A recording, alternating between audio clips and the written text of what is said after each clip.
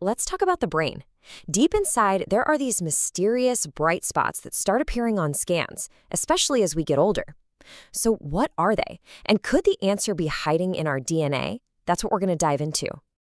If you've ever had a chance to see an MRI of an older person's brain, you might have noticed them, these little bright white spots. For years, scientists have had their theories about what causes them, but the full picture has always felt just a little bit out of reach. Okay, so these spots have a name. Officially, they're called white matter hyperintensities, or WMH for short. And they're often found completely by chance on the brain scans of perfectly healthy older adults. But here's the thing.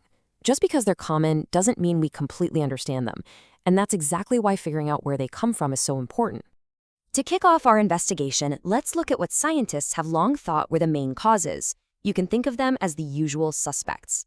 So the main theory for a long time has been that these spots are ischemic, which is really just a fancy way of saying they're caused by a lack of blood flow.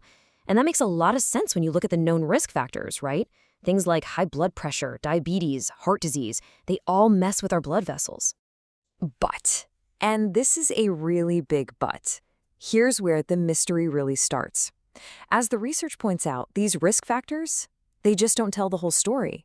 They only account for a part of why some people get these spots and others don't. Something else is clearly going on. And that something else might just be written in our DNA. This is where the study takes a really interesting turn, moving past the usual suspects and starting to follow a genetic trail. Now, before we get to the findings, we got to understand a key concept: heritability. It's basically a score, a percentage, that tells us how much of the difference we see in a trait, in this case, the amount of these brain spots, is because of differences in our genes. So how in the world do you measure that? Well, the classic approach is a twin study. It's a really clever setup. You compare identical twins who share all their DNA with fraternal twins who share about half. And by doing that, researchers can start to untangle what's caused by genes versus what's caused by the environment. It's a fantastic way to isolate that genetic piece of the puzzle. And using this powerful method led to some absolutely major breakthroughs in our understanding of these mysterious spots. And here it is, the headline finding. The study found that the heritability for the total volume of these white matter spots is a staggering 76%. I mean, wow, that points to a massive genetic influence, way stronger than we previously realized. But the story gets even more detailed. It turns out, not all of these spots are the same. Researchers actually make a distinction between two main types, based on where they pop up: periventricular spots, which are close to the brain's fluid-filled center, and deep WMH, which are, deeper in the white matter.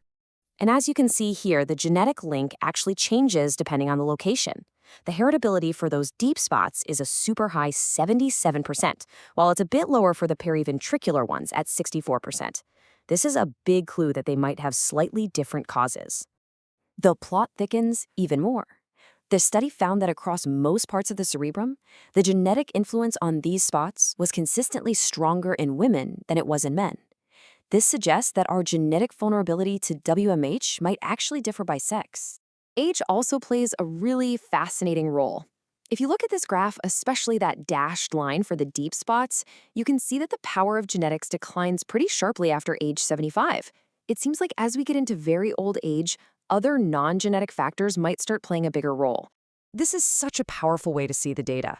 It's a detailed heritability map of the brain. Those bright red and yellow areas show where the genetic link is strongest. You can see it's really high in many of those regions further from the center.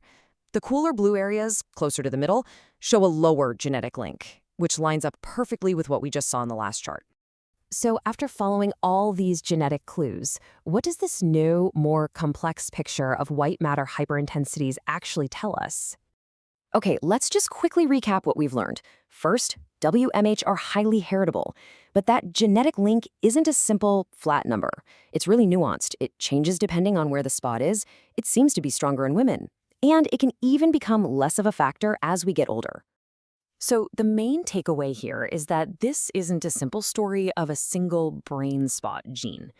The development of these spots is likely a really complex dance between our DNA, our sex, our age, and our environment.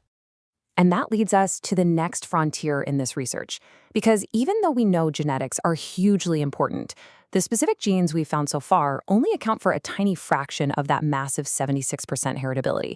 There's a lot of missing heritability still left to be discovered. And this leaves us with the big question moving forward. This study has given us the how much, but the next chapter is all about the which and the why. Which specific genes are responsible, and what can understanding them tell us about protecting our brains as we age? Well, the search for those answers is just beginning.